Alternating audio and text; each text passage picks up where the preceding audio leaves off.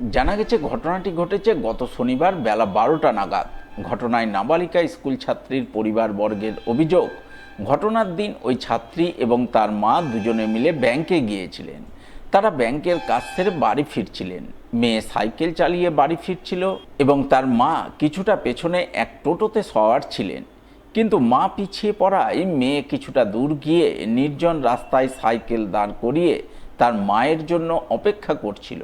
অভিযোগ, ওই সময় হেলমেট পরিহিত অজ্ঞাত পরিচয় এক ব্যক্তি স্কুটি চালিয়ে তার কাছে এসে তাকে জোরপূর্বক ধর্ষণের চেষ্টা করে। সঙ্গে সঙ্গে মেয়েটি আর্তচিৎকার শুরু করে।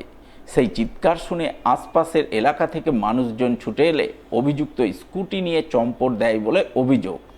এরপর গোটা ঘটনা জানিয়ে অভিযোগ দায়ের করা হয় মানিকচক থানায়। সেই অভিযোগের ভিত্তিতে পুলিশ অভিযুক্তের খোঁজে তদন্ত শুরু করে বলে জানা গেছে।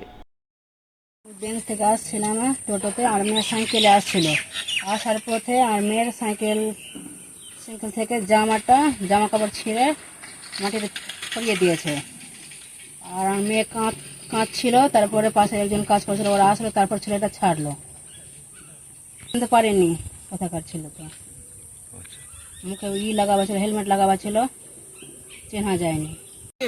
5ই জুন একটা ছোট্ট মেয়ে, 12-13 বছর বয়সী মেয়ে, ব্যাংক থেকে বাড়ি আসার পথে ওর মায়ের সাথে ছিল। মা টোটোতে ছিল।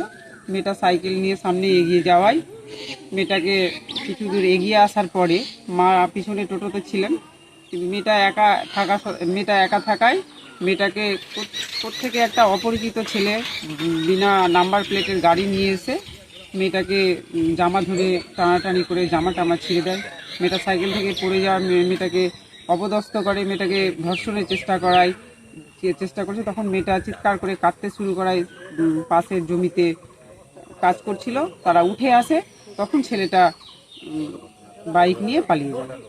এই কিছু দূর গিয়ে একটা সিসি ক্যামেরায় ধরা পড়ে।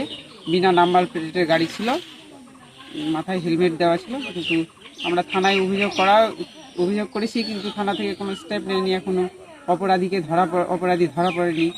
একের পর এক বারবার এরকম ঘটনা ঘটেই যাচ্ছে। আজকে এর সাথে, কালকে ওর সাথে। তো আমরা কি নারীরা এই রাস্তাপথে চলতে পারবো না? নারীরা সুরক্ষা পাবো না? নারীরা আর কবে সুরক্ষা পাবে? আমরা কবে সুরক্ষিত হব?